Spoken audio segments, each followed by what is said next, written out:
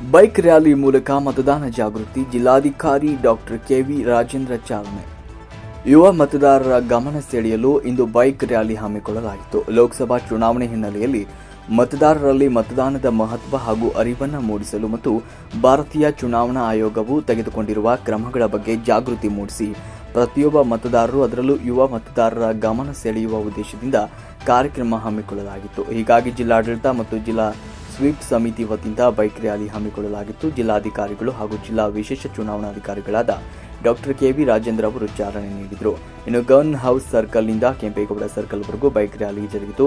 ಈ ವೇಳೆ ಮಾತನಾಡಿದ ಜಿಲ್ಲಾಧಿಕಾರಿಗಳು, ಪ್ರತಿಯೊಬ್ಬ ಮತದಾರರು ಕೂಡ ಯಾವುದೇ ಆಸೆ ಆಮಿಷಕ್ಕೆ ಒಳಗಾಗದೆ ನೈತಿಕ ಮತದಾನವನ್ನು ಕಡ್ಡಾಯವಾಗಿ ಮಾಡಬೇಕು. ಪ್ರಸ್ತುತ ಯುವಜನರು ಮತದಾನ ಅಂದರೆ ಹಿಂಜರಿಯುವುದುಂಟು. ಹೀಗಾಗಿ ಅವರಿಗೆ ಮತದಾನದ ಮಹತ್ವವನ್ನು ತಿಳಿಸಬೇಕು. ಹೆಚ್ಚಿನ ಸಂಖ್ಯೆಯಲ್ಲಿ ಮತದಾನ ಮಾಡಿ ಚುನಾವಣೆಯನ್ನು ಯಶಸ್ವಿ ಮಾಡಬೇಕು.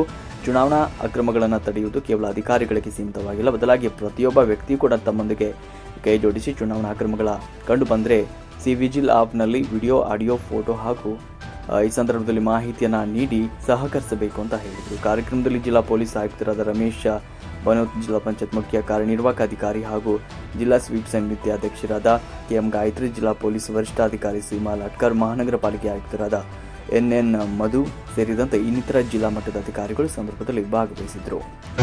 ಎಲ್ಲ ರೀತಿಯ ಜನಗಳನ್ನ ತಗೊಳ್ಳೋದಕ್ಕೆ ಮತ್ತೆ ಕಡ್ಡಾಯವಾದಂಥ ಎಥಿಕಲ್ ಆದಂಥ ವೋಟಿಂಗನ್ನು ಮಾಡೋದಕ್ಕೆ ಎಲ್ಲ ಇಲಾಖೆಯವರು ಎಲ್ಲರೂ ಸೇರಿಕೊಂಡು ಜನಸಾಮಾನ್ಯರು ಪ್ರಶ್ನಾರ್ಹಗೊಂಡ್ರೆ ಎಲೆಕ್ಷನ್ ಇತಿಹಾಸ ಇಟ್ಕೊಂಡಿರುವಂಥ ಕ್ರಮಗಳ ಬಗ್ಗೆ ಅವೇರ್ನೆಸ್ ಮೂಡಿಸೋದಕ್ಕೆ ಬೈಕ್ ರ್ಯಾಲಿಯನ್ನು ಆಯೋಜನೆ ಮಾಡ್ತಾರೆ. ನಾನು ಮತ್ತು ಕಮಿಷನರ್ ಮತ್ತು ಎಲ್ಲರೂ ಕೂಡ ಸೇರಿಕೊಂಡು ಬೈಕ್ ರ್ಯಾಲಿಯಲ್ಲಿ ಯೂತ್ಗೆ ಅಟ್ರಾಕ್ಟ್ ಮಾಡೋದು ಮತ್ತು ಎಲ್ಲರಿಗೂ ಕೂಡ ಏಪ್ರಿಲ್ 26 ಚುನಾವಣಾ ದಿವಸ ಅನ್ನೋದನ್ನು ಮನವರಿಕೆ ಮಾಡೋದಕ್ಕೋಸ್ಕರ ಮತ್ತೆ 7 ಗಂಟೆಯಿಂದ 6 ಗಂಟೆ ತನಕ ಮತದಾನ ಇರುತ್ತೆ. ಮತ್ತು ಸಿವಿಜಿಲ್ ಯಾವುದು ಒಂದು ಕಡ್ಡಾಯವಾಗಿ ಏನು ಅಕ್ರಮ ಎಲೆಕ್ಷನ್ ಚುನಾವಣಾ ಸಂದರ್ಭದಲ್ಲಿ ನಡೆಯುವಂಥ ಅಕ್ರಮಗಳನ್ನು ನಡೆಯೋದಕ್ಕೆ ಸಿವಿಜಿಲ್ ಮೊಬೈಲ್ ಅಪ್ಲಿಕೇಶನ್ ಇದೆ, ಅದರ ಬಗ್ಗೆ ಮನವರಿಕೆ ಮಾಡೋದಕ್ಕೆ okay sir. Thank you sir.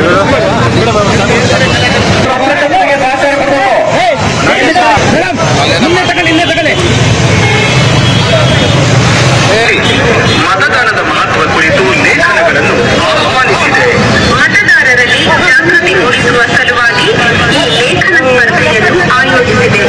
ಉತ್ತಮ ಲೇಖನಗಳಿಗೆ ಸೂಕ್ತ ಬಹುಮಾನವಿರುತ್ತದೆ. ತಮ್ಮ ಲೇಖನ 200 ಪದಗಳಿಗೆ ಮೀರಿರಬಾರದು.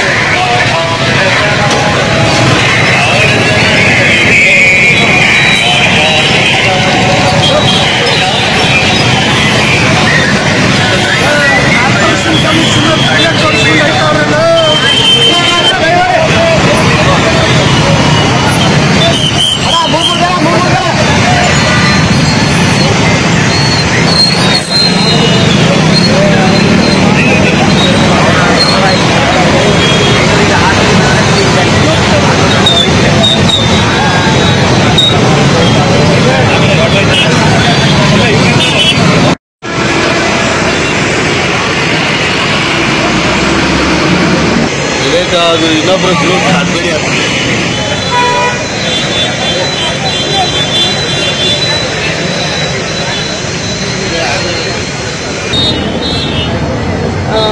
ನಾನು ಮತ್ತು DC ಅವರು ಇಬ್ಬರೂ ಕೂಡ ಜಾಯಿಂಟ್ ಆಗಿ ಒಂದು ಸಭೆಯನ್ನು ಮಾಡಿದ್ವಿ.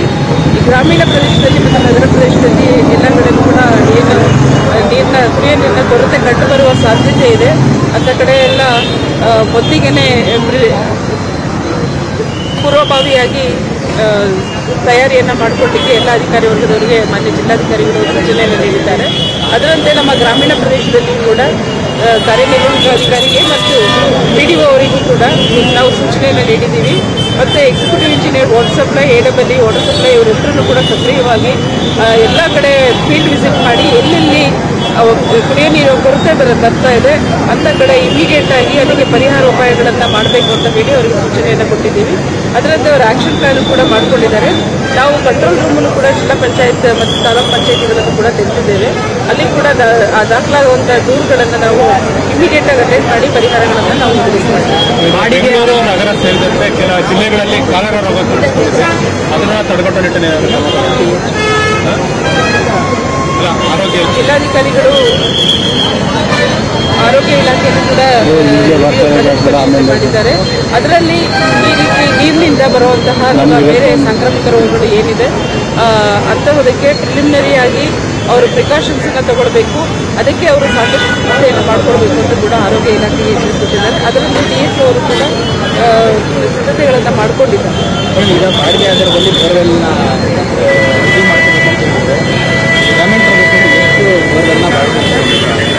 ನಾವು 108 ಕಡೆ ಪ್ರಾಬ್ಲಮ್ ಆಗ್ಬೋದು ಅಂತ ನಾವು ಮಾಡಿದ್ದೇವೆ. ಮುಂದಿನ